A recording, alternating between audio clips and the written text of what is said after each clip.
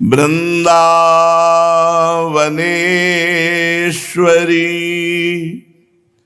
तवैव पदारविंदम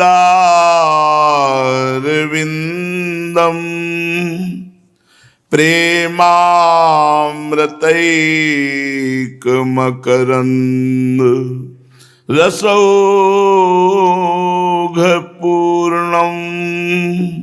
हृद्यर्पितं मधुपते स्मरतापमोग्रं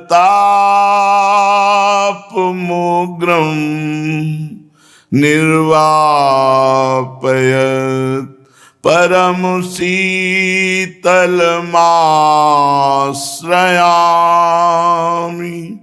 परम शीतलमाश्रयामि।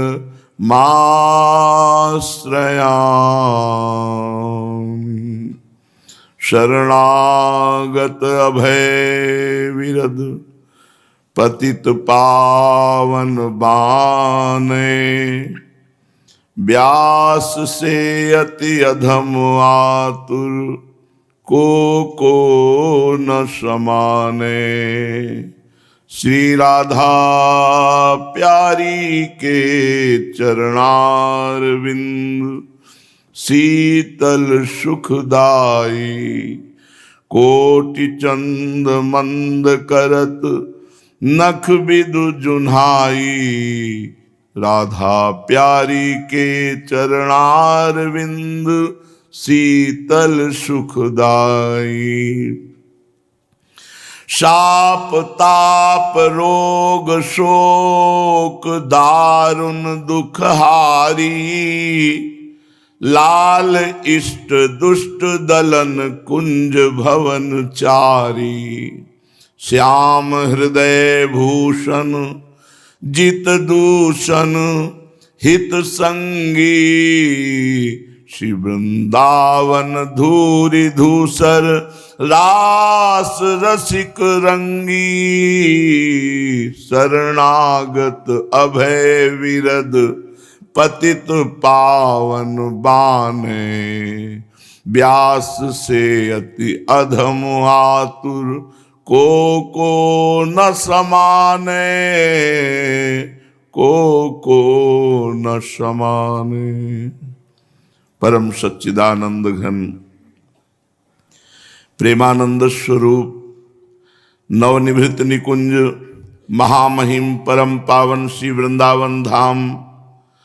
वृंदावन धाम के लाडिले प्राणाराध्य प्राण प्रिय श्री युगल सरकार श्यामा श्यामजू समस्त सहचरी वृंद खग मृग पशु पंछी तरुलता श्री यमुना रस रानी रजरानी समस्त ब्रजवासी परिकर के चरणों में कोटिशाह प्रणाम कोटिशाह नमन नमस्कार।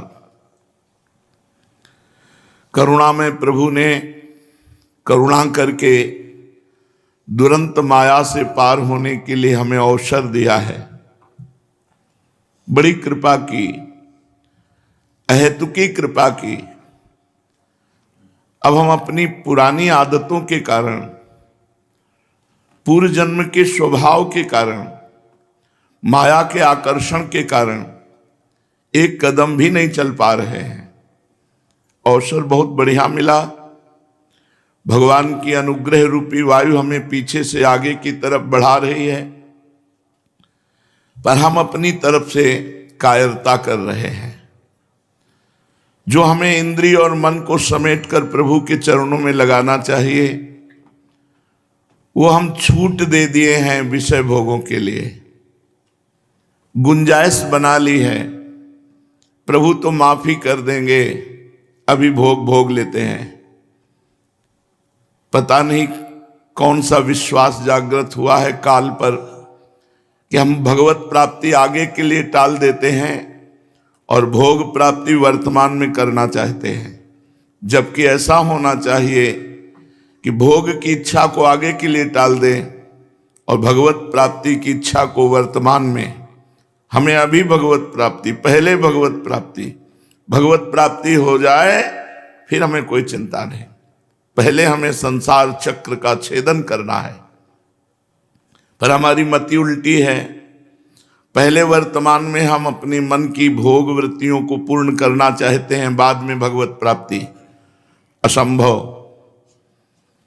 क्योंकि पूर्व संस्कार अभी चैन नहीं लेने दे रहा, अभी के संस्कार आगे चैन नहीं लेने देंगे तो भगवत प्राप्ति कब होगी।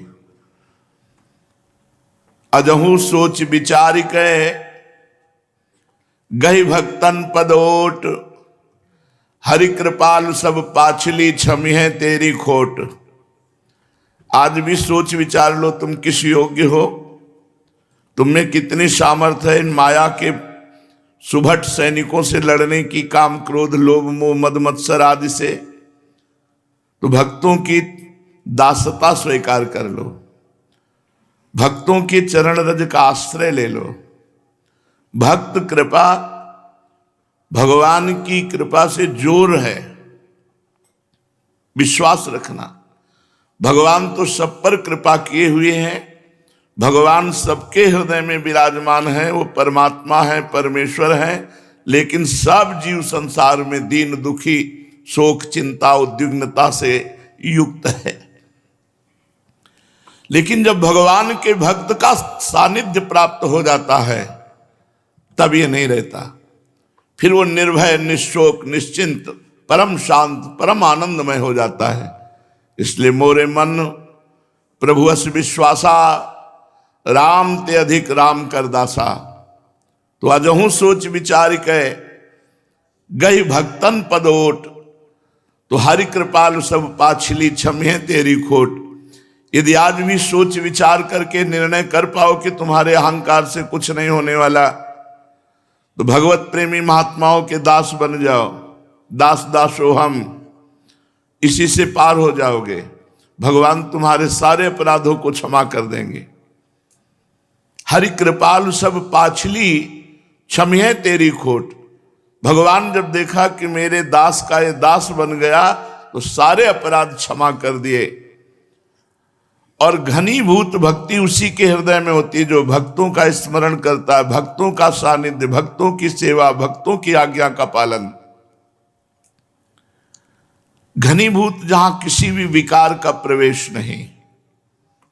भक्त भजन सर्व समर्थ भजन है। राधा वल्लभ भजत भज, भली भली सब होए।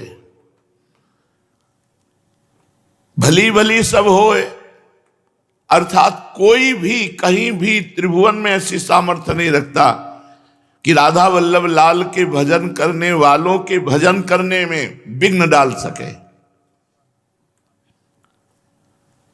भली भली सब होए, होए हरिवंश चरण रति, होए विषय विषनाश, होए वृंदावन बस गति, होए सुदृढ़ सत्संग, होए रस रीति अगाधा, होए सुजस जग प्रगट, होए पद प्रीति सुराधा।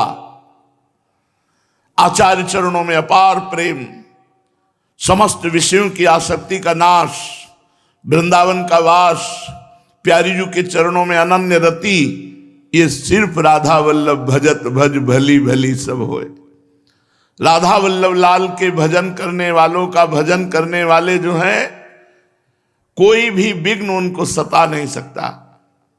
राधा वल्लभ भजत भज भली भली सब होए, जीते विनायक शुभ अशुभ विघ्न करे नहीं कोई। विघ्न करे नहीं कोई, डरे कलिकाल कष्ट भय, हरे सकल संताप हरसि हरि नाम जपत जय। अगर भक्त भजन नहीं है तो आप किसी भी देवी देवता का पूजन करें, आराधना करें, तो वो ऐसी है जैसे बनिया की दुकान। जितने रुपया उतनी ही सामान, जितनी तपस्या साधना व्रत दान पुण्य उतना ही फल मिलेगा। लेकिन भक्त भजन से ऐसा नहीं है, सीधे भगवान बिक जाते हैं। जो भगवान के भजन करने वाले भक्तों का चरण आश्रय ले लेता है तो सबसे पहले भगवान कृपा उस दास दासो हम पर करते हैं। इसलिए अन्य देव सेवी सकल चलत पूंजी सी खोए, चलत पूंजी सी खोए, रोए झक देव से गवावत। पूरा दिन रात ऐसे व्यर्थ में। इसलिए किसी महान भक्त का आश्रय मिल जाए और भगवान की कृपा से हम उनके हाथ बिक जाएं और वो अपने मन के अनुसार हमको चला लें, बस हमारी बात बन गई। चला लें, हम चल नहीं सकते। निश्चित आज तक इतिहास साक्षी है, धर्म ग्रंथ साक्षी है, जिन्होंने भगवान के प्रेमी जनों का, भक्तों का, संतों का सेवन किया, आश्रय लिया, वो निश्चित मंगल को प्राप्त हुए। निर्वाह करने वाले श्री हरि हैं, जो आर पार निर्वाह करते हैं। हित तो कीजय कमल नयन सो, जाहित आगे सब हित लागे फीको, कहित कीजय साधु संगति सो, जो कलमस जाए सब जी को। अगर हम बिहारी जी से प्रीति प्राप्त करना चाहते हैं तो बिहारी जी के निज जनों के चरणों में मस्तक समर्पित करना पड़ेगा। आर पार निर्वाह करने वाले श्री बिहारी जी हैं, श्री लालजू महाराज हैं। बीच में चाहे जितनी गलतियां हो जाए, ये मेरा जन है ऐसा प्रभु मानकर कभी उसके अपराध गिनते ही नहीं। जन अवगुण प्रभु मान न काऊ, दीन बंधु अति मृदुल स्वभाव। उमा राम स्वभाव जेहि जाना, ताहि भजन तज भाव नाना। जिसने भगवान के स्वभाव को जान लिया, इतना करुणामय स्वभाव, वो भजन छोड़कर और कुछ कर ही नहीं सकता। उठते बैठते चलते फिरते खाते पीते हर समय राधा राधा राधा, निहाल हो जाओगे। शास्त्र में जो लिखा है, एक एक शब्द परम सत्य लिखा है। लोग भटक रहे हैं विपत्तियों के निवारण के लिए। सोचते हैं कोई छूछा कर दे, कोई जंतुर बांध दे, कोई ऐसा उपाय कर दे कि हम विषय भोगें, पापाचरण करें और वो जंतुर काम कर जाए। बिल्कुल नहीं, विश्व में ऐसा नहीं, शास्त्र में ऐसा नहीं, सिद्धांत में ऐसा नहीं। आपको भजन करना पड़ेगा अपने पापों का नाश करने के लिए, अपनी गलतियों का प्रायश्चित करने के लिए आपको भजन करना पड़ेगा। इसलिए इधर उधर ना भटक कर हरि स्मृति सर्व विपद विमोक्षण, बिल्कुल अक्षरशः सत्य है। चाहे जितनी विपत्ति हो आपके बाहरी या आंतरिक, आप एकाग्र होकर भगवान को पुकारिए और तब तक पुकारते रहिए जब तक विपत्ति रूपी कोहरे का नाश ना हो जाए। फिर आप देखिए कैसे आनंद की उत्पत्ति होती है। जब कभी विपत्ति का अवसर आवे तब पूर्ण एकाग्र हो जाओ और अपने प्राणाराध्य भगवान से निवेदन करो, नाथ आपके सिवा हमारा कोई सहयोगी नहीं। और आर्त भाव से भगवान का नाम जप करने लगो, देखो विपत्ति नष्ट होती कि नहीं। प्रयोग करके देखो ना, सब विपत्ति में ही हो। विपत्ति से तब मुक्त मानना चाहिए जब भगवत साक्षात्कार हो जाए। अब कोई विपत्ति नहीं, अब तो आनंद ही आनंद है। जब तक भगवत साक्षात्कार नहीं हुआ तब तक पतन का रास्ता कभी भी खुल सकता है और हम गिर सकते हैं। इसलिए भक्तों के चरणों का आश्रय, निरंतर भगवान के नाम रूप लीला धाम की आराधना और अपने में कोई बल न देखना, यही भगवत प्राप्ति का पूर्ण साधन है। अपने में कोई बल न देखना, भगवान की कृपा का आश्रय लेकर नाम रूप लीला धाम में हर समय लगे रहना, चित्त को जोड़े रहना। और भक्तों का सानिध्य ये बहुत सिद्ध वस्तु है। उमा संत समागम सम न लाभ कछुआन। अगर संत समागम मिल रहा है, इससे बड़ा कोई लाभ नहीं है। भगवान के भक्तों का सानिध्य मिलना ये सबसे बड़ा लाभ है, और उनके वचनों पर चल देना ये उससे भी बड़ा लाभ है। परम लाभ ही लाभ है, कहीं हानि का तो प्रसंग ही नहीं है। साधु ते होए न कारज हानि। प्रिया प्रीतम के चरणारविंद की प्राप्ति का बढ़िया अवसर मिला है भाई, चूकना नहीं। ऐसे ऐसे कोहरे छाते हैं कि लगता है पता नहीं भजन करता हूं, भगवान जानते हमें कि नहीं जानते, भजन लाभ देगा कि नहीं लाभ देगा। ऐसी निकृष्ट बुद्धि को संसार के भोगों से हटाकर प्रभु में लगाना ये बहुत बलवान का कार्य है, और वही बलवान है जो अपने आप को भक्त और भगवान के चरणों में समर्पित कर चुका है। उसी को ये बल प्राप्त होता है कि अपनी बुद्धि को घसीट कर संसार से भगवान के चरणों में समर्पित कर दे। पूज्यपाद श्री प्रबोधानंद जी महाराज नौहेम हरिन मणिप्रभम मधुराणाम मधुरम महोद्वयम तदहम रससार विग्रहम नौ वृंदा विपिने भजेन वहम। एक की अंग कांति है तपाए हुई स्वर्ण जैसी लाडली जू, और एक इंद्रकांत मणि तुल्य इंद्र नीलमणि कांति श्री लालजू महाराज, और नवीन नवीन शोभा से युक्त वृंदावन में ये दोनों प्रिया प्रीतम अद्भुत प्रेममयी क्रीड़ा उन्मत्त होकर कर रहे हैं। हे भाई, युगल विग्रह श्री श्यामा श्याम का वृंदावन में भजन कर लो। अगर परम विश्राम, परम शांति, परम मंगल चाहते हो तो एक जो गौरांगी प्रिया है, एक श्यामांगी श्री लालजू महाराज हैं, इसी गौर श्याम जोड़ी का भजन कर लो। विलसन नवहेम चंपकद्युति कैशोर मनोहरम महा तदहम मृगये मुहुश्रितम हृदय वृंदावन पुष्प केतुना।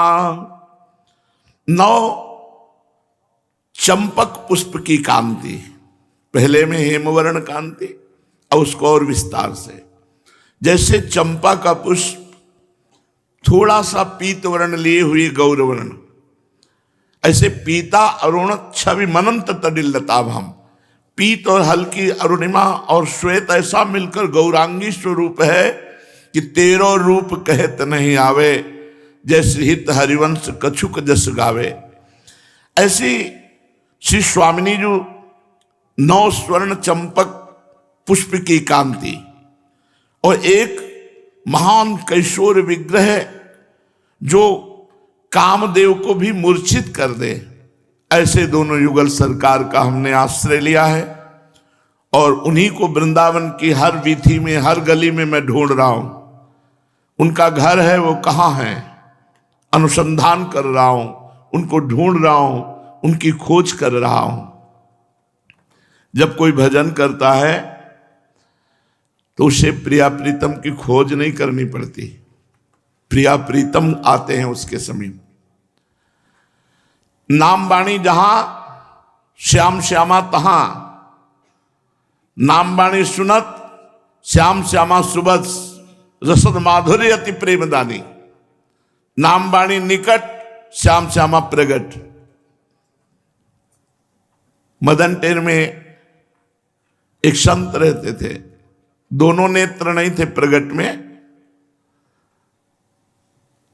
पर ज्ञान नेत्र प्रकाशित थे हृदय के। इसीलिए संसार से विरक्त होकर, अब आंखों से तो दिखता नहीं, जो मिल जाता खाता, रात दिन राधा राधा राधा।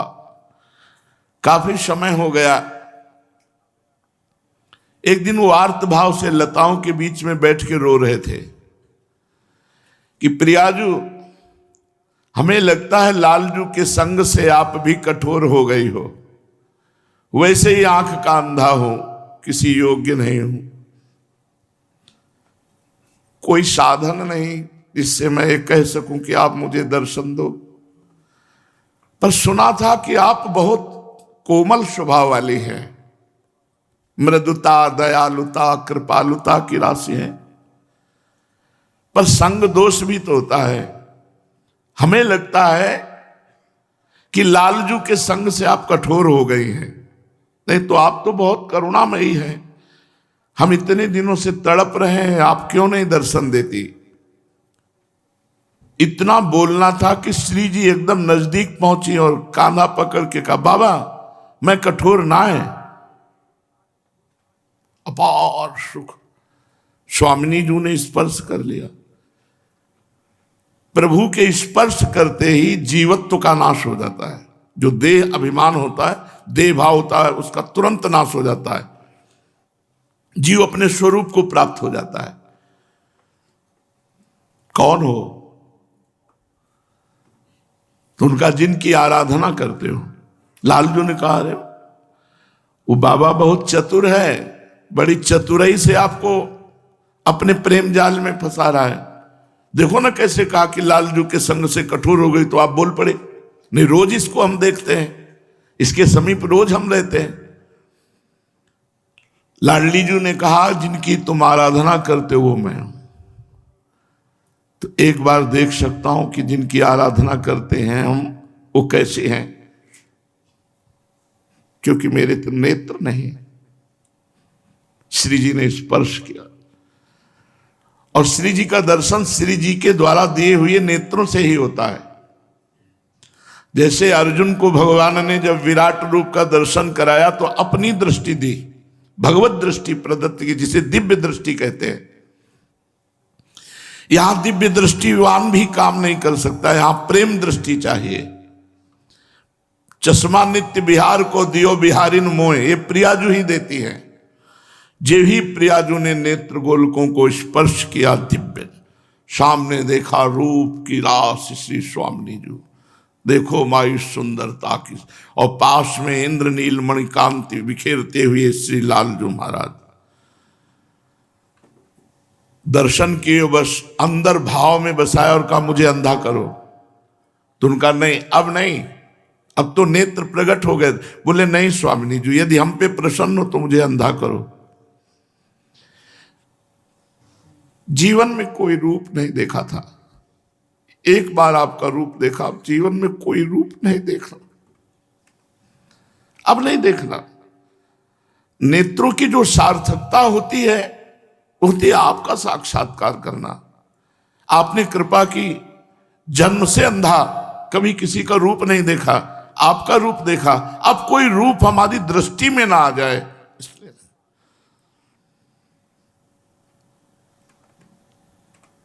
श्री जी लालजू जहां हम सुमिरन करते वहां है, पर हमारे दृष्टि नहीं, इसलिए हम नहीं देख पा रहे। तो हम अनुसंधान करें, उनकी खोज करें। कहां खोज करें? अपने हृदय में। नारायण या गौर श्याम को हृदय निकुंज बसे, यही विराजमान हमारे प्रिया प्रीतम है, बस पर्दा हटाना है। वो नाम वाणी से ठीक हो जाएगा, सब ठीक हो जाएगा। खूब नाम जप करो, उल्लास रख के करो कि मुझे प्रियालाल मिलेंगे, इसी वृंदावन में मिलेंगे, यही मिलेंगे। राधा नाम में बड़ी सामर्थ्य है।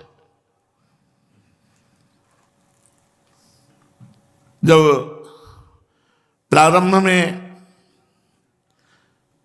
कुंभ में श्री राम स्वरूप जी महाराज की रास थी, तो रास में जब विश्राम होने का समय होता था तब ये गाते थे वो, चलो रे मन श्री वृंदावन धाम, रटेंगे राधा राधा नाम, मिलेंगे कुंज विहारी, ओढ़ के कांवरकारी। रोज रास देखते हो, अंतिम समय जब जहां सब चलने लगते हो ये गाते, चलो रे। उनकी मधुर वाणी वृद्धावस्था तक कोकिल वाणी रही, पूज्य श्री स्वामी श्री राम स्वरूप जी महाराज। वो कान में गूंजता, चलो रे मन श्री वृंदावन धाम, जपेंगे राधा राधा नाम, मिलेंगे। कृपा सत्य मानिए, जिसे राधा नाम में प्रीति हो जाए, रुचि हो जाए, विश्वास हो जाए। बिहारी जी तो बिक जाते हैं राधा नाम का रटन करने वाले। जो राधा राधा रटता है, प्रभु अपने को ऋणी मानते हैं। राधा राधा राधा राधा सुनकर लालजू महाराज के आंखों में अश्रु आने लगते हैं, और इतना प्रेम में नाम है कि बंसी जी तो रात दिन इसी के अनन्य होकर रटन करती हैं। और स्वयं किशोरी जी भी कभी कभी इतने प्रेमावेश में हो जाती कि हा प्यारी जू, हा राधा, ऐसा स्वामिनी जी कहने लगती है। ये वृंदावन का प्रेम रहस्य है। यदि भगवत कृपा से राधा नाम में प्रीति हो जाए रजरानी अमृत लगने लगे, संजीवनी मूरी है ये रजरानी। व्यासई श्री हरिवंश बताई ये ब्रजरज संजीवनी मूरी। जैसी हरिवंश अनंत सचुनाही बिनुया रजे लिए, रज से प्रेम करो, राधा नाम रटो और वृंदावन को अपना अंतिम विश्राम स्थल, चाहे जा रहो मेरा अंतिम विश्राम स्थल वृंदावन है, ऐसा आश्रय ले लो तो यहीं आ जाओगे, जीवन कृतकृत्य हो जाएगा। पूज्य श्री उड़िया बाबा जी महाराज के वचन जो हमारे व्यवहार और परमार्थ दोनों को पुष्ट करते हैं। प्रश्न, महाराज जी भजन में रुचि कैसे हो? उत्तर, भजन करने से ही भजन में रुचि होती है, अपने आप नहीं हो जाती। तुम जिसे अपना इष्ट मानते हो, आराध्य देव मानते हो, उसका नाम, उसका रूप, उनकी लीला, उनके गुण निरंतर, कभी नाम जप रहे, कभी रूप चिंतन कर रहे हैं, कभी लीला गायन कर रहे हैं, कभी लीला श्रवण कर रहे हैं, कभी नाम कीर्तन कर रहे हैं, कभी नाम कीर्तन सुन रहे हैं, कभी सेवा कर रहे हैं। इस अभ्यास से निरंतर उपासना परिपक्व होती है, भजन में रुचि हो जाती है, उपासना में रुचि हो जाती है। हम जो निरंतर सोचते हैं उसी का प्रभाव पड़ता है। कल 2 नौजवान बच्चे अलग अलग जगह के प्रश्न हुए कि मैं बस सुसाइड कर ही रहा था, ये तो कहो आपका वीडियो मिल गया तो मैं आपके पास आया हूं, मैं जीने से ऊब गया हूं। नए नए बच्चे, जो चिंतन करते हो उसी का प्रभाव पड़ता है। तुम केवल निगेटिव चिंतन में आ गए, सांसारिक चिंतन करते करते। अब नाम में मन को नहीं लगाया, प्रभु में मन को नहीं लगाया, खाली मन शैतान की तरह दौड़ रहा है संसार की कामनाओं की तरफ, कभी नकारात्मक भाव कभी सकारात्मक भाव, दोनों से द्वंद्व करते करते वो डिप्रेशन में पहुंच जाता है। अब डिप्रेशन में पहुंचने उसे साफ सूना दिखाई देता है, कहीं कोई हर्ष आनंद नहीं, लगता है सुसाइड कर लो। तुमसे कहा भाई सुसाइड करने के पहले तुम कहीं बुकिंग किए हो क्या कि यहां से शरीर छोड़ोगे, वहां 5 स्टार होटल में तुम्हारी बढ़िया व्यवस्था, भूत बनोगे, पानी भी पीने को नहीं मिलता प्रेत आत्मा को, चाहे वो नदी के किनारे टहले एक बूंद पानी नहीं पी सकता, एक कण भी भोजन नहीं कर सकता, हाय हाय चिल्लाता हुआ। कभी किसी युग में, ये नहीं वर्ष में, किसी युग में किसी महात्मा से सम्मुखता हो गई, उसका कल्याण हो गया, नहीं, युगों भटकते रहते हैं। ऐसी जो आत्महत्या करने वाले लोगों निश्चित प्रेत योनि को प्राप्त होते हैं। इसलिए जो तुम चिंतन करोगे उसी का प्रभाव पड़ेगा। संसार असत है, दुखालय है, भगवान कह रहे हैं दुखालयम शाश्वतम, और तुम संसार का चिंतन करोगे तो तुम्हारे विचार दुखमय हो जाएंगे। अध्यात्म की बहुत जरूरत है, हर व्यक्ति को जरूरत है। बिना अध्यात्म के शोक संताप दुख उद्विग्नता विषाद डिप्रेशन, इससे बच ही नहीं सकते। दवाइयां कब तक तुम्हें बचाएंगी? कब तक तुम सोते रहोगे? अगर नाम जप नहीं करोगे, भगवत चिंतन नहीं करोगे, तो जब चेतना आएगी तो संसार का चिंतन होगा। संसार दुखमय नाशवान है, तुम्हें फिर वहीं पहुंचा देगा। इसलिए नाम जप करो, भगवत लीला सुनो, सत्संग सुनो, और कभी व्यर्थ मत बैठो।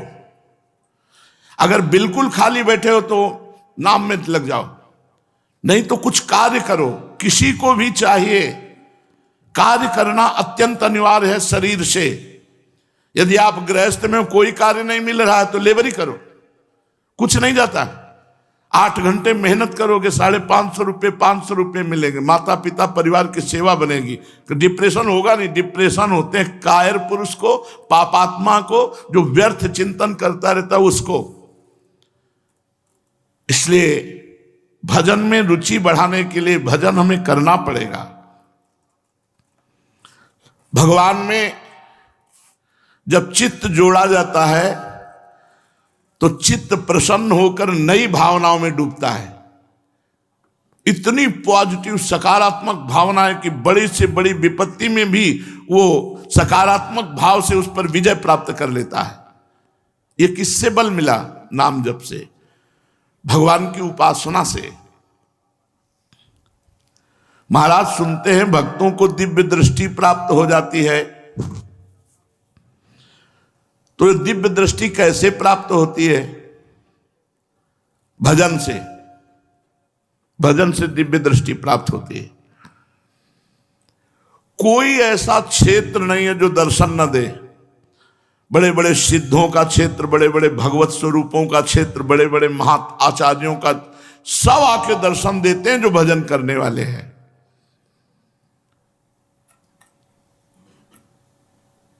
गंगा किनारे तो अनुभवों की बरसात होती थी, क्योंकि एकदम एकांत, न भोजन की व्यवस्था, न कोई अव्यवस्था ही अव्यवस्था जीवन में, और निरंतर भजन वृत्ति, तो अनुभवों की बौछार होती रहती थी।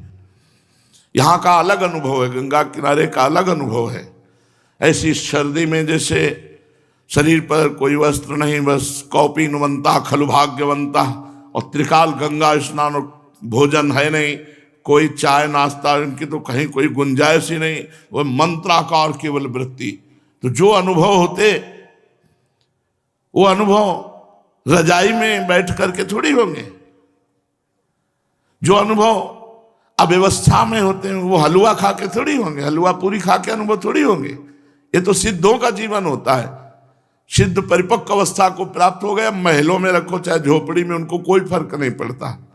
वो चाहे हलवा प्रारब्धानुसार मिले या भूखे रहे, उस पर भी कोई फर्क नहीं पड़ता। लेकिन साधक भजन कैसे बढ़े, बस यही विचारता रहे। वही खाएंगे, वही देखेंगे, वही सुनेंगे, उसी से मिलेंगे जिससे हमारा भजन बढ़े, क्योंकि भजन से ही दिव्य दृष्टि प्राप्त होती है। कौन सी त्रिभुवन में ऐसी आध्यात्मिक या लौकिक प्रतिष्ठा पद नहीं है जो भजन से न प्राप्त हो जाए? सब भजन से प्राप्त हो जाएगा। भजन करो अष्ट सिद्धियां प्राप्त हो जाएंगी। भजन करो निर्विकल्प समाधि प्राप्त हो जाएगी। भजन करो महानुभावों के दर्शन होने लगेंगे। भजन करो दिव्य वृंदावन का दर्शन होगा। अरे साधारण भजन करने वालों की तो सृष्टि अलग दिखने लगती है, उनकी दृष्टि बदल जाती है। फिर जो डट के भजन करते हैं उनके जीवन में क्या कमी रह जाएगी? भजन से ही दिव्य दृष्टि प्राप्त होती है। महाराज, जिनको दिव्य दृष्टि प्राप्त हो जाती है उनको क्या दिखाई देता है? जहां निरंतर रास हो रहा है, ऐसा दिव्य वृंदावन, ऐसे दिव्य प्रिया प्रीतम, ऐसा दिव्य रास विलास, ये उनको दिखाई देता है। चराचर जगत प्रिया प्रीतम में दिखाई देता है। वो कैसे दिखे प्रिया प्रीतम? जब इस जगत से अंधे हो जाओ, मुझे नहीं देखना इस संसार को, मुझे प्रिया प्रीतम को देखना है, और प्रिया प्रीतम से रो कि मुझे आप मिल जाओ, तो वो कृपा करके फिर हमें मिल जाएंगे। बिन रोए किन पाइयां, ये पक्की बात है। जब रुदन होगा प्रभु के लिए तभी वो रीझते हैं। जिसको प्रभु के चरणारविंद का प्रेम चाहिए उसे संसार से वैराग्य तो धारण करना ही पड़ेगा। वैराग्य का मतलब बाबा जी बनना नहीं, अंदर से राग का त्याग करना। हम तो ये कहते हैं कि ब्रह्मचर्य और नाम जप से त्रिभुवन पर विजय प्राप्त कर सकते हो। दो बातें पकड़ लो, बाबा कह रहे हैं। हम तो ये कहते हैं कि ब्रह्मचर्य और नाम जप से त्रिभुवन पर विजय प्राप्त कर सकते हो। जो चाहो, ब्रह्मचर्य और नाम जप बहुत बेजोड़ साधन है, बस दोनों बहुत कठिन है। दोनों बहुत कठिन। निरंतर नाम जप करना भी बहुत कठिन है, और बराबर ब्रह्मचर्य रहना भी बहुत कठिन है। ब्रह्मचर्य और नाम जप से त्रिभुवन पर विजय प्राप्त कर सकते हो। प्रारंभ में यदि दिखावे से भजन होने लगे तो मैं उसका विरोध नहीं करता। मैं कहता हूं दिखावा भी एक दिन सच्चा भजन बन जाएगा। भजन का दिखावा भी करने लगे तो धीरे धीरे दंभ नष्ट हो जाएगा और भजन शुद्ध होने लगेगा। पर दंभ तभी छूटेगा जब साधु संग होगा।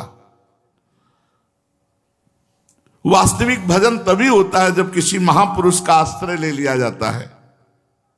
बाहरी बहुत से साधन किए, आंतरिक साधन नहीं बना जिससे अध्यात्म की उन्नति हो। कह रहे हैं ब्रह्मचर्य और नाम जप से त्रिभुवन पर विजय प्राप्त कर सकते हो। और नाम जपना हो, केवल ब्रह्मचर्य हो तो भी काम नहीं बनेगा। ब्रह्मचर्य साधन है और साध्य है श्री भगवान। साधन करते हुए साध्य की प्राप्ति हो, साध्य के लिए ब्रह्मचर्य रहा जाए। ब्रह्मचर्य रहते हुए निरंतर नाम जप, सब कुछ प्राप्त हो जाएगा। तुम भगवत दर्शन की चिंता मत करो, भगवत भजन की चिंता करो। किसी भी प्रकार तुम्हारा भजन बनने लगे, बस सार बात यह है, हमारे और परमात्मा के बीच में जो अंतराय खाई पैदा कर दिया है माया ने, कंचन कामिनी कीर्ति की, इसे भजन से पूरा करना होगा। इन खाइयों को लांग कर जाना होगा, वो भजन से होता है। दुनिया का चिंतन करते हो बैठे बैठे, अपने को ज्ञानी या भगत कहलाते हो। कैसे ज्ञानी भगत हो जो दुनिया का चिंतन करते हो? ज्ञानी वही है जो स्वरूप में स्थित रहता है, भक्त वही है जो भगवान के चिंतन में डूबा रहता है। और तो सब प्रपंची है। ज्ञान और भक्ति खिलवाड़ समझ रखा है क्या? ज्ञानी और भक्त दोनों ना तो दुनिया की बात करते हैं ना दुनिया का चिंतन करते हैं। ये केवल आवारा आदमी जो होता है वही दुनिया का चिंतन करता है, दुनिया की बात करता है। उसे ज्ञानी या भगत नहीं, उसे आवारा आदमी कहते हैं, कायर पुरुष कहते हैं। पूज्य पादुड़िया बाबा जी महाराज। सच्चा भजन का फल है कि संसार दुख में दिखने लगे, जैसा भगवान कहते हैं दुखाले हम दुख योनया। यदि चित्त को भजन से खाली रखोगे तो इसमें काम क्रोध लोभ मोह सब टूट पड़ेंगे और तुम्हें भ्रष्ट कर देंगे। खाली नहीं का हनुमंत विपत्ति प्रभ सोई, जब तो सुमिरन भजन न होई।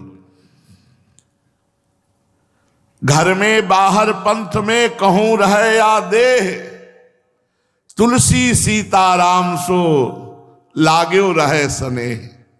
घर में बाहर पंथ में कहूं रहे या देह, तुलसी सीताराम सो लाग्यो रहे स्नेह। अपने इष्ट के चिंतन, खास बात है इष्ट चिंतन। आजकल जिसे देखो वही उपदेशक बन जाता है, भजन करते नहीं है। पूज्यपाद बाबा, अरे बिना भजन किए शास्त्रों के शब्दों का भाव समझ जाओगे क्या? यदि विधि पूर्वक भजन नहीं किया, आप शास्त्रों को पढ़ लो, भाव नहीं समझ पाओगे, स्थिति नहीं होगी। देखो, जितना भजन करोगे तो बिना पढ़े आपके अंदर शास्त्र जागृत होने लगेंगे।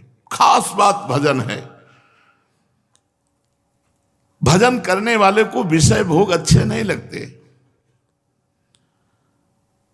जिसे विषय भोगों की चाट लगी है वो भजनानंदी का नाटक कर रहा है, भजनानंदी नहीं है। यदि तुम कुछ भी उन्नति प्राप्त करना चाहते हो तो भजन करो, बाबा कह रहे हैं। तुम निर्बल हो, महाबलवान भगवान का नाम है, इसका सहारा ले लो। बड़े का सहारा लेने से बहुत जल्दी पार हुआ जाता है। सबसे बड़े भगवान और भगवान से भी बड़ा भगवान का नाम, राम से बड़ा राम का नाम। कहूं कहां लगी नाम बढ़ाई, राम न सके नाम गुन गाई। अतः नाम का सहारा लो, भगवान के नाम का सहारा। देखो, बताएं तुम्हारे पापों का ठिकाना नहीं, इतने जमा है तुम्हारे। 84 लाख योनियों के चक्र कितने बार काट चुके, वो सब कर्म जमा है तुम्हारे। कितनी बार हमने क्या क्या पाप किया। तुम समझते हो कि वर्तमान में हम बढ़िया प्रयास करेंगे, व्यापार नौकरियों सफलता सुख मिल जाएंगे। जो पाप हैं उनको कौन भोगेगा अगर सफलता हो जाएगी। इसलिए तुम नाम जप करो, नाम जब पहले तुम्हारे पापों को नष्ट करेगा, फिर आगे सफलता ही सफलता है। भजन करते रहो, भजन, इसी से सारे पाप नष्ट हो जाएंगे। धीरे धीरे तुम महान आत्मा हो जाओगे।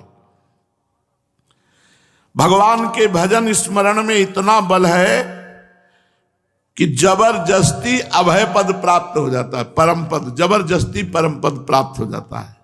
बरियाई, जबरदस्ती। भगवान का नाम जब स्मरण करने वाला भगवान को भी अधीन कर लेता है। सुमिर पवन सुत पावन नामू, अपने बस करि राखे रामू। ये देखो कितनी बड़ी बात है, यही तो समझ में नहीं आ रही। महिमा रोज सुनने पर निरंतर नाम पकड़ नहीं पा रहे। जो भगवान का स्मरण करता है वो दुष्ट से दुष्ट स्वभाव वाले मनुष्य को भी बदल करके उसका उद्धार करने की सामर्थ्य रखता है। सतरति सतरति सा लोकान तारयति, जो निरंतर नाम जप करता है। श्रद्धा हो या ना हो, भाव बने ना बने, खूब भजन करो, जबरदस्ती करो। और अगर कहीं श्रद्धा के साथ भजन होने लगेगा फिर क्या कहना है। मान लो तुम्हारी श्रद्धा दान की है, खूब श्रद्धा है, दान किए, ढेर सारा दान, और एक वैष्णव अपराध बन गया, सब नष्ट हो गया। किए सुकृत, सुकृत माने पुण्य, बहु जन्म के क्षण में डायरेक्ट हुए। और आपने 500 नाम जप किए और आपसे वैष्णव अपराध बन गया, तो 500 नाम आपके भगवान की बैंक में जमा है। अब आपको दंड मिलेगा, प्रायश्चित करना होगा। और जहां वैष्णव अपराध खत्म हुआ तो फिर 501 से शुरू होगा। 500 में कोई माइनस नहीं होगा, वो आपका भजन दिव्य रखा हुआ है। इसलिए कह रहे हैं इस बात को समझो। बड़े बड़े तीर्थ यातन, दान, पुण्य, ये सब एक झटके में नष्ट हो जाएगा, लेकिन अविनाशी भजन भगवान के नाम का है। भगवान के भजन से 4 बातों की प्राप्ति होती है। भगवान के समान ऐश्वर्य, भगवान के समान ऐश्वर्य। लोगों के मन में रहता है कि संतों के पास इतना वैभव कहां से आता है। तुम्हें पता नहीं, अनंत ब्रह्मांडों को एक संकल्प में मेरे भगवान ने बना दिया, और उनके दास होकर निरंतर भजन करते हैं तो उनके चरणों में नहीं आएगा। सिद्धांत है, जैसे बिना किसी प्रयास के अनायास ही समुद्र में समस्त नदियां अपने आप भाग भाग के जाती हैं, ऐसे ही जो एकमात्र भगवान का अनन्य भक्त धर्मात्मा पुरुष है, उसके पास विश्व का सारा वैभव अपने आप चला जाता है। भगवान के ऐश्वर्य का ज्ञान और भगवान का ऐश्वर्य भजन करने वाले को घेर लेता है। दूसरा, तात्कालिक समस्या का तुरंत समाधान। आप भजन करते हो, आपकी तात्कालिक समस्या कोई उत्पन्न हुई, उसका समाधान तो साथ ही साथ होने लगेगा, क्योंकि आप भजन कर रहे हो। तीसरा, रजोगुण तमोगुण जो माया के ये गुण पाप करवाते हैं और नरक भेजवाते हैं, इनका जड़ से नाश हो जाता है भजन करने से। चौथा, जन्म मरण की समाप्ति और महा आनंद की प्राप्ति, ये 4 बातें भजन से अपने आप हो जाती है। डट के भजन करो, भजन करो। क्या चाहिए तुम्हें, जो चाहिए वो मिल जाएगा। सच्ची मानिए, सच्ची मानिए। जब वृंदावन में आए थे, एक व्यक्ति का परिचय नहीं, एक पैसा नहीं, 1 इंच जगह नहीं, कैसे कुछ हिस्से। आप देखो, हम कुछ लाए थे क्या काशी से, ये महारानी जी का है। बोले बाबा गाड़ी से चलता है। कहां चलता है, कहां चलता है? वृंदावन में। कौन चलाता है? श्री जी। हम लेके आए थे क्या काशी से गाड़ी? लेके आए थे? किसी से कहा है क्या गाड़ी दे दो? मालिक के नौकर हैं, नौकर को कैसे चलाना ये मालिक जाने। इतने बड़े मालिक है, वो चाहे तो विमान मंगा दें, उनके क्या है? अनंत ब्रह्मांड है, तो हम किसके?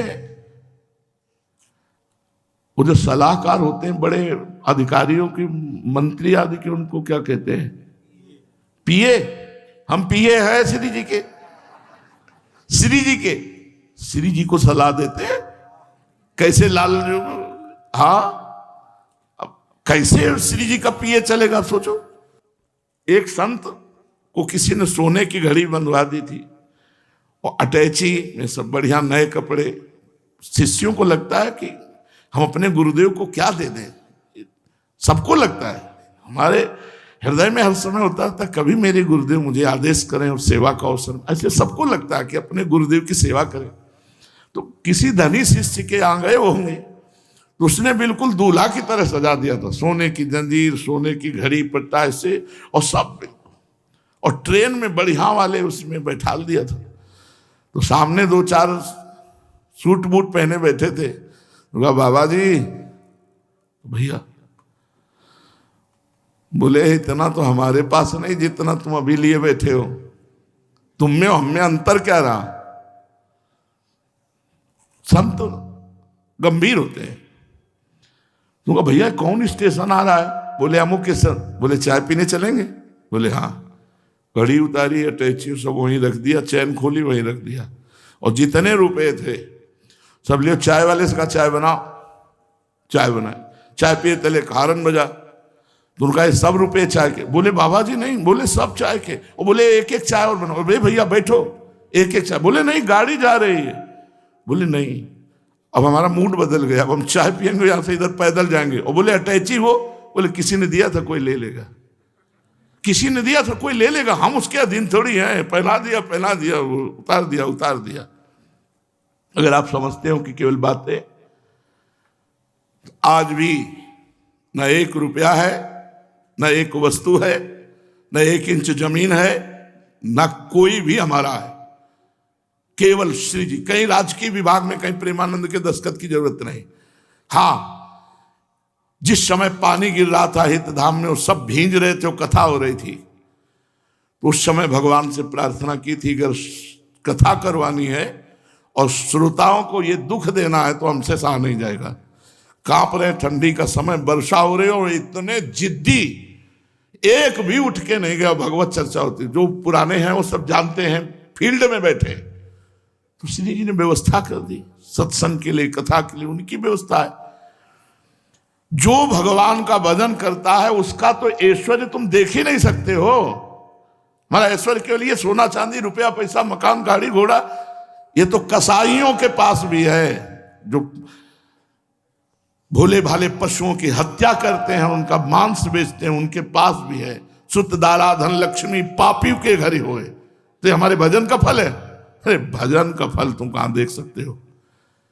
भगवान के भजन से जब भगवान अधीन हो जाते हैं तो माया क्या चीज है, माया क्या चीज है। तुम क्या समझते हो, बाबा जी हराम का खाते हैं, बैठ जा 4 घंटे हमारे पास बराबर, देखो बाबा की गिरी होती क्या है। अरे पुरखा पानी पा जाएंगे। भगवान का आश्रय, भगवान का आश्रय। अरे संतों के, भगवान के प्रेमी जनों के, महाजनों के वैभव को केवल केवल भगवान या भगवान जना दे तो जान सकते, बाहर ही नहीं होता, बाहर ही नहीं होता। भगवान के समान ऐश्वर्य प्राप्त होता, समान, भगवान के समान ऐश्वर्य। तात्कालिक वर्तमान के दुख की निवृत्ति तत्कालिक, रजोगुण तमोगुण का नाश, जन्म मरण का नाश और महापरमानंद की प्राप्ति। भजन कोई खिलवाड़ समझते हो? माला ले लिया, भगवान का नाम जप कर रहे, भगवान के आश्रित हैं, भगवान के लिए कंठी तिलक धारण करके समर्पित हो चुके हैं, उनके जीवन का मूल्य केवल भगवान है। अरे दंभ नाटक से करे तो दुर्गति नहीं होती। दंभ कर रहा था वह पौंड्रक वासुदेव, उसे सारूप्य मोक्ष की प्राप्ति हुई। जो सच्चाई से भगवान का वेश धारण करके भगवान के मार्ग में अगर थोड़े ही कदम चल दे, भगवान बिक जाते हैं। ये संसारी लोग जब भिक्षा मांग के खाते थे तो कुछ बैठे थे ऐसे विज्ञ जन, बड़े जन, बुलाया, जी यार तुम्हारी जिंदगी किस काम की? तो हम तो कहने वाले थे काम की है ही नहीं, राम की है हमारी तो जिंदगी। हमारी जिंदगी काम की नहीं है, हमारी जिंदगी तो श्यामा श्याम की है, राम की। और हम कहा हाँ महाराज। बोले मांगते हो, देखते हैं मांग के लाते हो, कमरे में घुस गए, फिर निकले, दर्शन करा, फिर कमरे में घुस गए, ना किसी समाज ना किसी हित के कार्य, क्या जीवन आपका है? कुछ उत्तर नहीं दिया। वही हित धाम में आए, क्या मतलब जगत का से, फिर भी कुछ नहीं बोले। अब दोनों को मिलाओ, दोनों को मिला के वो बलराम भाई ब्रजवासी, उनसे पूछो पहले जीवन को उतना वो केवल देखे, काशी के घाट का तो जीवन वो देखे, जुगल किशोर यहीं अब रहने लगे वृंदावन, उनसे बात करके देखना काशी के घाट का जीवन क्या था। दोनों जीवन मेरे नहीं है, मेरे प्रभु के द्वारा कराए हुए हैं। अब वो जो जो चाहे, जैसे जैसे चाहे। वैराग्य देखना तो साधक में देखो, जब समर्पित परिपक्व हो जाता है ना, प्रभु चाहे तो सोने का मुकुट दिलवा दे और प्रभु चाहे तो पादुकाओं की माला दिलवावे, दोनों में बराबर है। हमारा ये तन नहीं, हमारा जीवन नहीं, नाथ आपको बिका हुआ जीवन है। अब अगर इसमें कोई चंदन लगाता है तो आपका, वो आपका चंदन है, आपके लग रहा है। अगर इसको कोई गाली देता है तो आपका, मेरा नहीं, मेरा तो कुछ बचा ही नहीं है। तो अब ये प्रश्न नहीं रहता कि हमको क्या पवाया जाता है, हमको कहाँ रखा जाता है, हमको कैसे रखा जाता है, अब ये प्रश्न नहीं रहता। तब रहता है चाहे घी घना चाहे मुट्ठी भर चना, कभी वो भी न बना जैसे मेरे नाथ चाहे। लेकिन ऐश्वर्य भगवान के समान। जो पुरुष पापों में प्रवृत्त है, मनमानी आचरण करता है, भजन नहीं करता है, तो पूर्व पुण्य से उसको संपत्ति मिलती है, लेकिन कुछ ही काल में वो संपत्ति और जो कुछ भी होता है सब समेट कर नष्ट हो जाती है। हो सकता है पूर्व पाप के कारण आप भजन कर रहे हैं, अभी आपको न संपत्ति मिली, ना कोई वैभव मिला, ना कोई भोग मिला, नाना प्रकार के कष्ट सह रहे हैं, लेकिन ये कष्ट कुछ ही दिनों में सब कोहरे की तरह नष्ट हो जाएंगे और सूर्य की तरह आनंद प्रकाशित हो जाएगा। भजन साधारणतया जो भगवान से विमुख हैं, अशास्त्रीय काम करते हैं, ऐसे पापी जनों को कभी सुख मिलने वाला नहीं। संभव है किसी संत का संग मिल जाए, वो भी सुधर जाए, भगवान के मार्ग में चलने लगे तो उनको परमानंद की अनुभूति हो जाएगी। क्योंकि गीता में भगवान ने कहा है अपिचेत सुदुराचारो भजते माम अनन्य भाग साधुरेव सम्मंतव्या सम्यक व्यवसिता हिसा।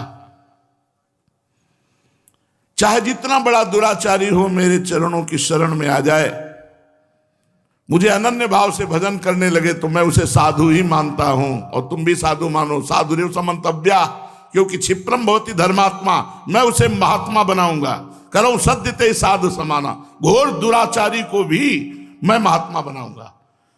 भगवान की शरण में आ जाए किसी साधु संग के प्रभाव से, तो नीच दुराचारी भी महात्मा बन जाता है। चलते हैं श्रीमद् भागवत महापुराण।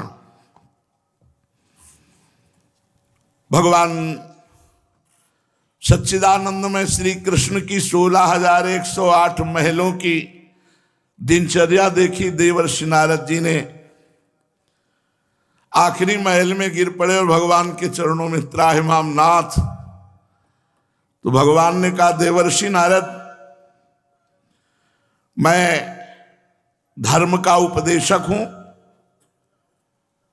इसीलिए स्वयं धर्म का पालन करके दिखाता हूं, उसका अनुष्ठान करता हूं, उसका अनुमोदन करता हूं।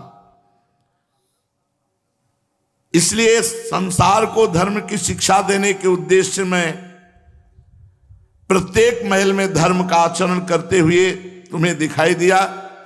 मेरे प्यारे पुत्र देवर्षि नारद, मेरी योग माया देखकर मोहित मत हो जाना। महलों में कैसे मिले?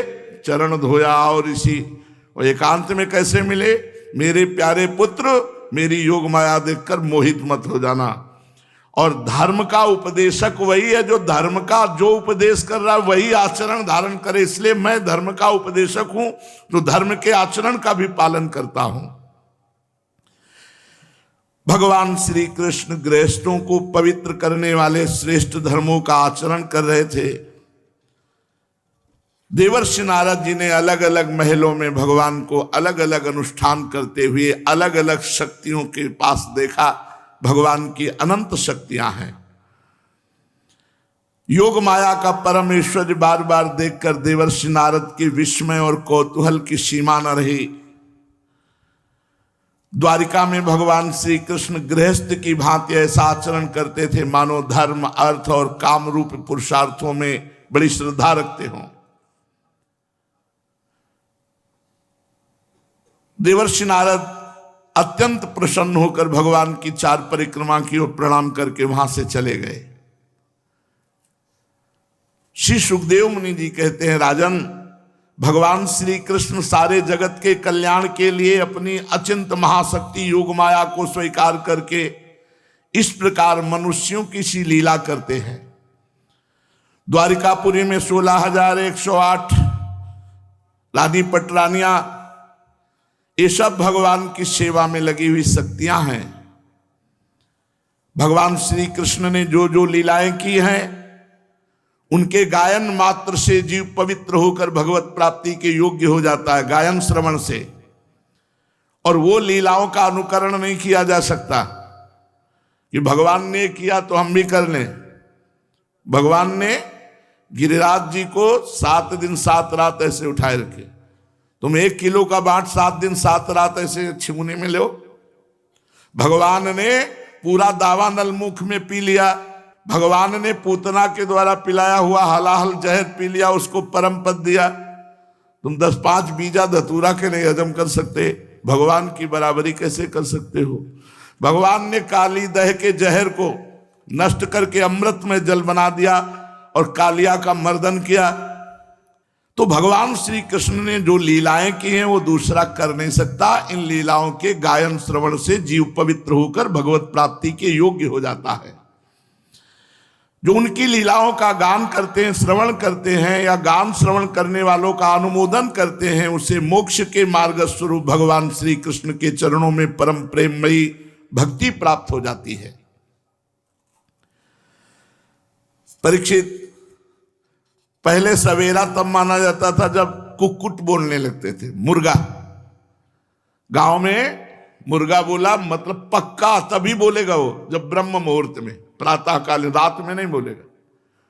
मुर्गा बोलते ही समझ लिया जाता था ब्रह्म मुहूर्त हो गया, 4 बज गए। ब्रह्म मुहूर्त लगते ही भगवान श्री कृष्ण की पत्नियां जो प्रातःकालीन दिनचर्या के लिए भगवान से वियोग होने के उसमें कोसती थी, मुर्गो क्यों बोल दिया, कहा भगवान श्री कृष्ण की सेवा में। बंदीजनों की भांति प्रातःकालीन वेला पर जहां भगवान जिस महल में रहते वहां पक्षियों की चहचहाट शुरू हो जाती, कलरव करने लगते। पवित्र ब्रह्म मुहूर्त का समय, भगवान की दिनचर्या देखो, जहां कुक्कुट बोला, चिड़ियां चहकने लगी, भगवान ब्रह्म मुहूर्त में उठे, पहला काम हाथ मुंह धो करके पवित्र होकर और अपने स्वरूप के ध्यान में मगन हो गए। भगवान किसका ध्यान करते हैं? अपने स्वरूप का। भगवान का स्वरूप क्या है? सच्चिदानंदमय आत्मस्वरूप। आनंद से रोम रोम खिला हुआ और ध्यानस्थ भगवान बैठे हैं। परीक्षित, भगवान का वह आत्मस्वरूप सजाति विजाति स्वगत भेद से रहित एक अखंड है, क्योंकि उसमें किसी प्रकार की उपाधि या उपाधि के कारण होने वाला अन्य वस्तु का अस्तित्व नहीं है। यही कारण है कि वह अविनाशी सत्य है। जैसे नेत्र इंद्री चंद्रमा सूर्य आदि के द्वारा प्रकाशित होती है, वैसे वह आत्मस्वरूप दूसरे के द्वारा प्रकाशित नहीं, वह स्वयं प्रकाश है। इसी से उसका नाम ब्रह्म कहा गया है। तो भगवान श्री कृष्ण उसी आत्मस्वरूप ब्रह्म का प्रतिदिन ध्यान करते जो उनका स्वरूप है। ध्यान के बाद अर्थात सबसे पहले चाहिए कि सैया से उठते ही किसी से कोई बात न करे, ऐसे समय में उठे, हाथ प्रक्षालन करे, कुल्ला करे, मुंह धोए और चुपचाप बैठ जाए। और अपने नाम जप करें, गुरु मंत्र जप करें। अगर आप गृहस्थ हैं, गृहस्थ आदि के भोग स्वीकार किए तो बिना स्नान किए गुरु मंत्र ना जप करें। और ऐसे पवित्र है, सैया पवित्र है, तो आप उठ करके तुरंत गुरु मंत्र उसी सैया पर भी बैठ करके कर सकते हैं। अगर अपवित्र भोग विलास वाली है तो फिर उठ करके स्नान करने के बाद ही आप गुरु मंत्र जप सकते हैं, नाम तो जप सकते हैं उस समय भी। इसके बाद विधि पूर्वक भगवान निर्मल और पवित्र जल में स्नान करते, फिर शुद्ध धोती पहनकर दुपट्टा ओढ़कर यथाविधि संध्या वंदन करते, प्रातःकालीन संध्या। इसके बाद भगवान मौन होकर हवन जप करते, गायत्री जप करते, हवन जप करते हुए हवन या मंत्रोच्चारण करते हुए हवन, गायत्री जप करते, क्योंकि भगवान सत्पुरुषों के आदर्श हैं। फिर सूर्योपस्थान करते, फिर अपने कला स्वरूप देवता ऋषि और पितरों का तर्पण करते, फिर घर के जितने बड़े बूढ़े हैं सबको प्रणाम करते। इसके बाद भगवान श्री कृष्ण दुधारू पहले पहल ब्याई हुई बछड़ों वाली सीधी शांत गौओं का ब्रह्म ऋषियों को दान करते। उस समय उन्हें सुंदर वस्त्र और मोतियों की माला पहना दी जाती, सींग में सोना मढ़ दिया जाता, खुरों में चांदी मढ़ दी जाती। वे ब्राह्मणों को वस्त्राभूषणों से सुसज्जित करके रेशमी वस्त्र, मृगचर्म, ये प्रतिदिन 13,084 गौएं भगवान दान करते थे प्रतिदिन। तदनंतर फिर गौ, ब्राह्मण, देवता कुल के बड़े बूढ़े गुरजन इन सब का पूजन करते, मांगलिक वस्तुओं का स्पर्श करते। भगवान के शरीर का सहज सौंदर्य ही मनुष्य लोक का अलंकार है, फिर भी जब वे दिव्य पीतांबर वस्त्र, कौस्तुभ मणि और पुष्पों के हार, चंदन, दिव्य अंगराग से विभूषित करते, बहुत ही सुंदर। इसके बाद घी में अपना मुख देखते, फिर दर्पण में अपना मुख देखते, फिर गाय, ब्रह्म ऋषि और देव प्रतिमाओं का पूजन करते, फिर अंतःपुर में रहने वाले जितने भी लोग हैं उनकी इच्छा पूछते और उनकी कामनाओं की पूर्ति करते। पुष्पमाला, तांबूल, चंदन, अंगराग आदि पहले ब्रह्म ऋषियों को अर्पित करते, फिर स्वजन संबंधियों को, फिर रानियों को, फिर बची हुई वस्तु अपने प्रयोग में लाते भगवान, क्योंकि घर के मालिक को ऐसा करना चाहिए। भगवान ये सब करते होते तब तक दारुक नाम का सारथी सुग्रीवादि घोड़ों से जुता हुआ अत्यंत अद्भुत रथ ले आता और प्रणाम करके भगवान के सामने खड़ा हो जाता। इसके बाद भगवान श्री कृष्ण सात्यकी और उद्धव जी के साथ अपने हाथ से सारथी का हाथ पकड़कर रथ पर सवार होते, ठीक वैसे ही जैसे भुवन भास्कर भगवान सूर्य उदयाचल पर आरूढ़ होते हैं। परीक्षित तदनंतर भगवान श्री कृष्ण समस्त यदुवंशियों के साथ सुधर्मा नाम की सभा में प्रवेश करते। इस सुधर्मा सभा की ऐसी महिमा है कि जो लोग इस सभा में बैठ जाते हैं उन्हें भूख नहीं लगेगी, प्यास नहीं लगेगी, शोक नहीं होगा, मोह नहीं होगा, बुढ़ापा नहीं आएगा और मरेगा नहीं। ये 6 उर्मियां उसे नहीं सताती जो सुधर्मा सभा में बैठता है। भगवान सुधर्मा सभा में प्रवेश करते, वहां श्रेष्ठ सिंहासन पर विराजमान होते। भगवान की अंग कांति से 10 दिशाएं प्रकाशित होती रहती। उस समय यदुवंशी वीरों के बीच में यदुवंश शिरोमणि भगवान श्री कृष्ण की ऐसी शोभा होती जैसे आकाश में तारों से घिरे हुए भगवान चंद्रदेव शोभायमान होते हैं। जब भगवान आराम मुद्रा में बैठ जाते तब विदूषक लोग विभिन्न प्रकार के हास्य विनोद करते, नटाचार्य लोग अभिनय करते, नर्तकियां नाचने लगती और टोली की टोली गायन करने वाले लोग गायन करते। उस समय मृदंग, वीणा, पखावज, बांसुरी, झांझ, शंख ये बजने लगते। सूत, मागध, बंदीजन नाचते गाते भगवान की स्तुति करते। कोई कोई व्याख्या कुशल ब्राह्मण वहां बैठकर वेद मंत्रों की व्याख्या करते। कोई पूर्वकालीन पवित्र कीर्ति नरपतियों के चरित्र कह कहकर भगवान को सुनाते। ये सब हो ही रहा था कि द्वार पर एक आवाज लगी। द्वारपालों ने भगवान को सूचना दी कि कोई द्वार पर आपसे मिलने के लिए प्रार्थना कर रहा है। भगवान ने अनुमति दे दी। वो मनुष्य रूप में परमेश्वर भगवान श्री कृष्ण के सामने जाकर साष्टांग प्रणाम किया और हाथ जोड़कर कहा, प्रभु मैं उन राजाओं का दूत हूं जो जरासंध की कैद में बना दिए गए हैं। जिन राजाओं ने जरासंध को सर नहीं झुकाया उसने बलपूर्वक कैद कर लिया है, जिनकी संख्या 20,000 है। 20,000 राजा, 20,000 राजाओं को कैद किए हुए था और उनको अगले भैरव उत्सव में बलि चढ़ाता।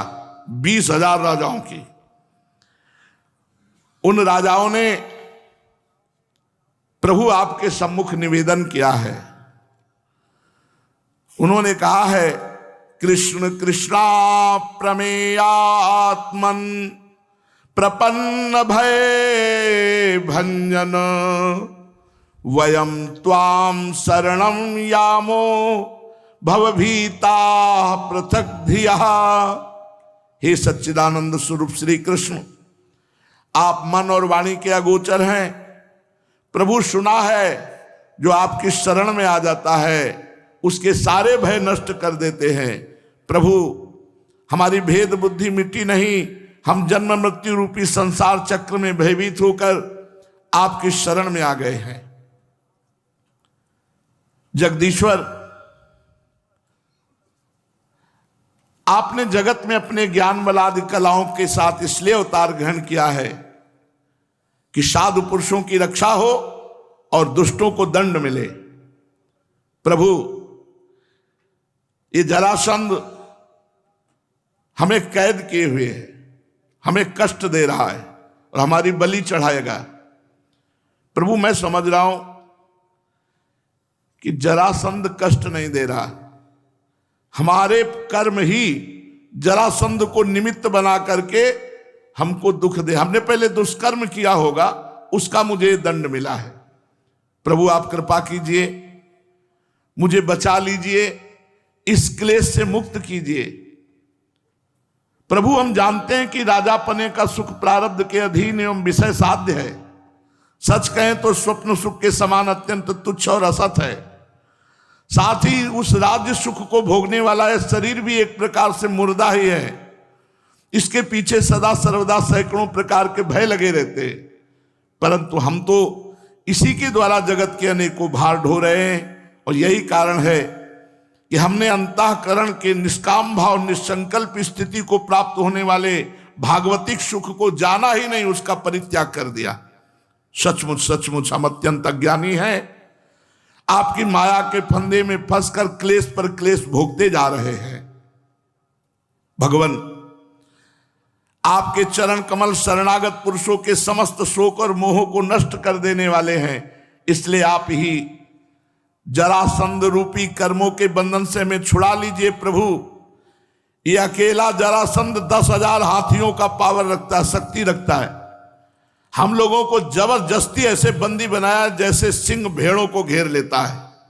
चक्रपाणे आपने 18वीं बार जरासंध से युद्ध किया, 17 बार तो उसका मान मर्दन करके उसे छोड़ दिया, परंतु एक बार इसको भ्रम हो गया कि वो आपको जीत लिया है।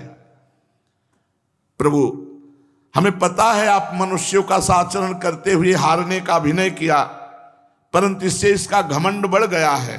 हे अजित, हम आपकी शरण में हैं, आपकी प्रजा हैं, अब जैसी इच्छा हो वैसा करो।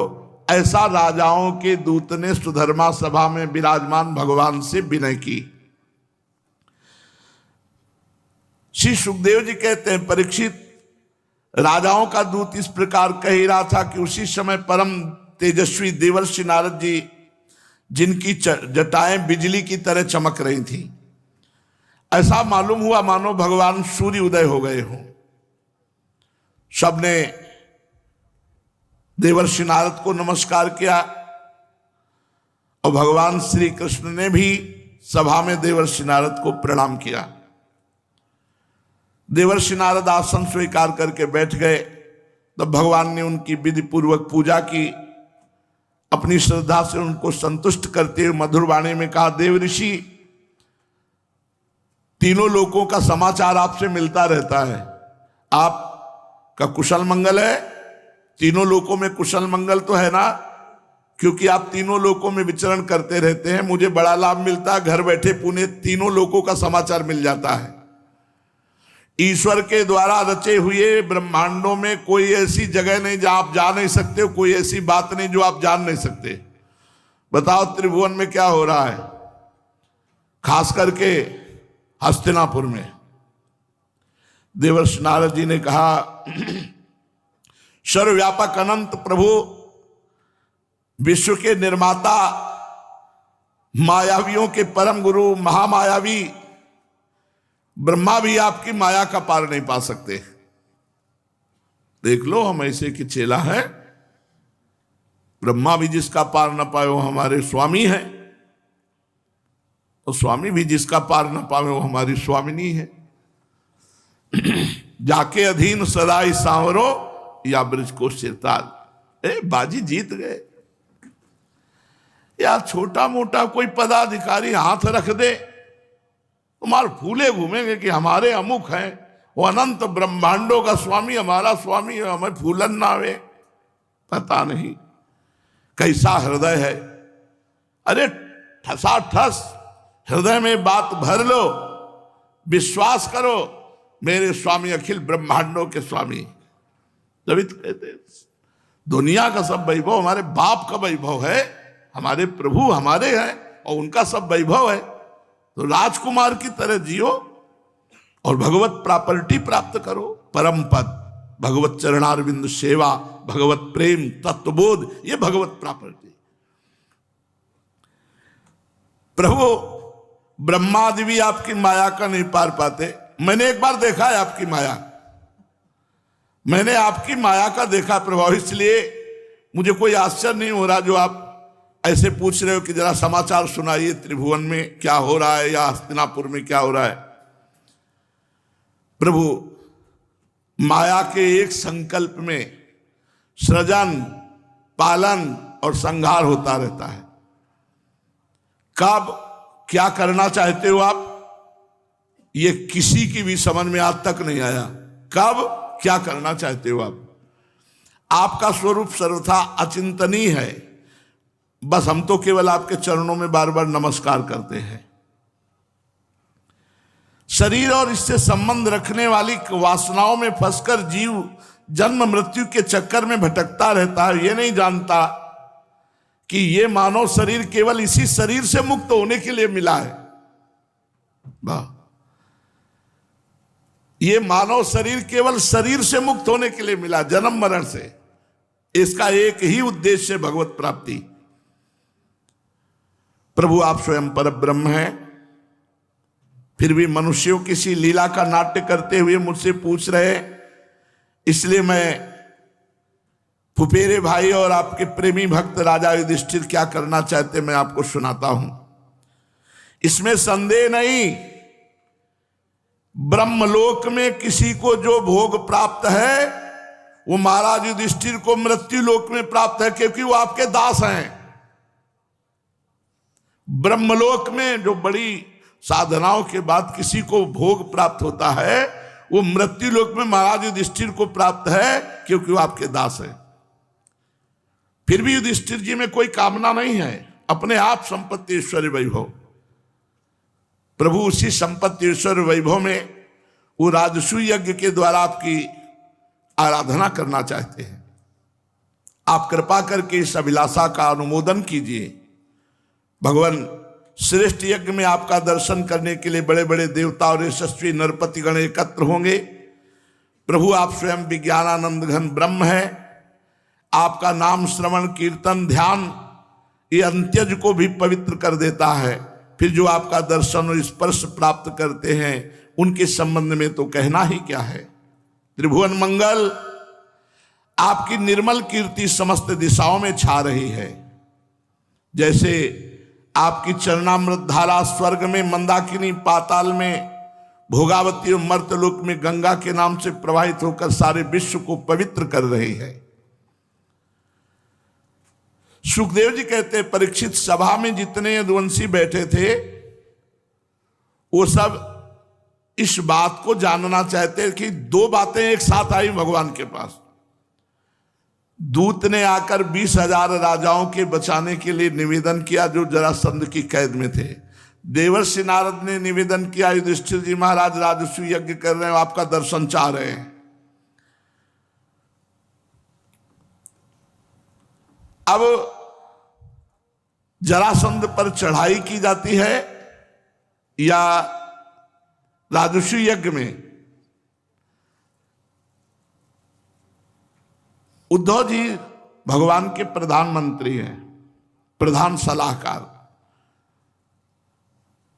श्री कृष्ण ने तनिक मुस्कुराकर मीठी वाणी में उद्धव जी से कहा, उद्धव तुम मेरे हितैषी सुहृद हो, शुभ सम्मति देने वाले और कार्य के तत्व को भली भांति समझने वाले हो, इसलिए हम तुम्हें अपना नेत्र मानते हैं।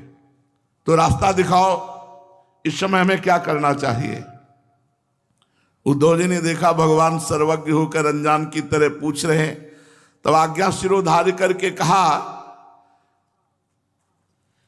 कि प्रभु, देवर्षि नारद जी ने आपको सलाह दी कि आपको पांडवों के राजस्व यज्ञ में सम्मिलित होने की और उनकी सहायता करने के लिए आपको जाना चाहिए। बिल्कुल कथन ठीक है।